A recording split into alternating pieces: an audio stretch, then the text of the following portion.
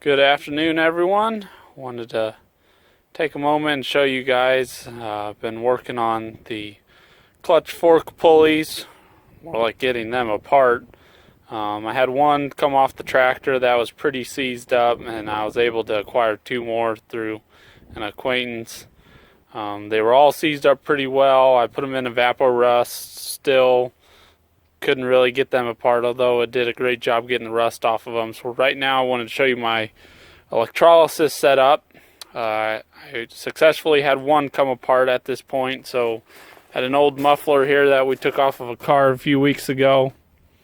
So that's connected to my positive, and hanging from the wire here is the clutch fork assembly, which I'll show you guys in a little bit.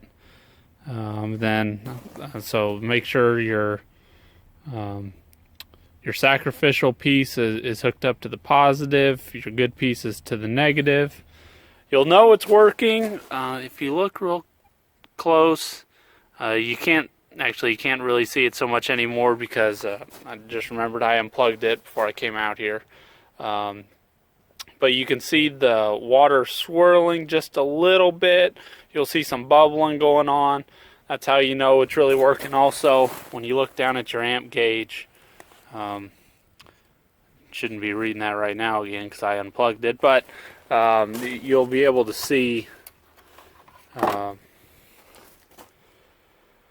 many amps you're drawing, which will tell you how good a continuity you have going. So I'll pull this out and see if we can get this apart. Alright folks, back here in the shop, as you can see, I pulled it out of the electrolysis bath.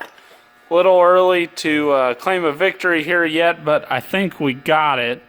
I had to beat on it a lot with my little sledge there.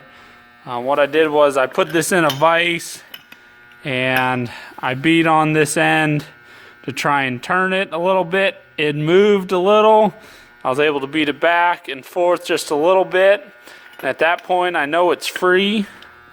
And then in here there is a snap ring, as you can see right there. You can't take it off. What we're going to do is get it out of that groove and move it to the left of the screen as you're seeing it, so towards the bottom of the shaft. And then once that key is out, we should be able to pound the rest of this out. That's what I did the other night with the other one. And then that spring in here will come out with it. But I've seen that I've already got it moved out a little bit, so I should be able to just keep on tapping it out. So hopefully show it to you here in a second when it's all said and done. Well, alright folks, there she sits, all apart. A few things on this tractor I've used electrolysis for.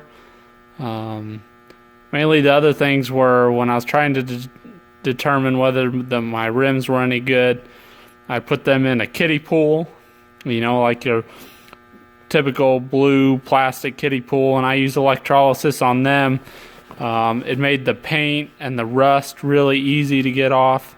So there, it was a different application, just getting rust and paint off. Here was the first time I've used it to see, whether components really rusted together would come apart, and I've been pretty impressed anytime I use electrolysis. And this was another good example. Was this actual assembly the other night? I was whacking it like crazy with a full sledgehammer trying to get this thing to move, budge, and nothing. I couldn't get anything out of it. But as you can see, I had it in that electrolysis bath for about 24 hours, and in 20 minutes or so I had this thing apart. So a couple things to point out. When I went to take that snap ring off, it was broke already, but that's okay.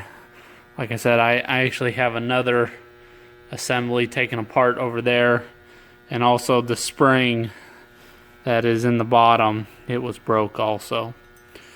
So you might ask, well, golly gee, why are you taking this one apart if you got the other one apart? Well, I really wanted the housing off of this one because I assumed somebody before dealt with this one because this is where that fork or gear shaft goes in. On the bottom, they drilled a hole, I assume, in order to be able to pound it out.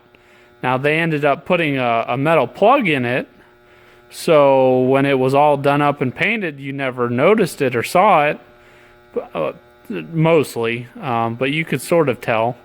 I mean, you could only really get that plug out. I didn't get the plug out to pound it out that way. I did it the hard way, just like I did, because I had no way of getting that plug out from the bottom. But yeah, so I plan to use potentially those shafts. I got a good spring and snap ring from that one, but I plan to use this housing. So this is something interesting I may bring up in a tractor group or something. Let me put it in better light. But you know, even this one has sort of a unique marking on the bottom. I'm not sure if that's from original fabrication of these components or what, but you know, even that one shows something kind of underneath that shaft. So I don't know if that's how that was made. I mean, certainly not like that one over there where, you know, it's a pretty clean drilled hole. Yeah, I got one more of these, but I won't deal with it right now. I got enough parts from these two. On this one, I took off the brass piece first because it is in really good condition. I wonder if it had been replaced at some point because there's practically no wear on it. So yeah, just show you guys how I took this apart. I'm not sure if I mentioned it when I was pounding this out. I just pounded on this end to keep drawing it out. So yeah, electrolysis, and anytime you got something on these tractors, you know, I thought trying the electrolysis was a lot easier than dealing with heat.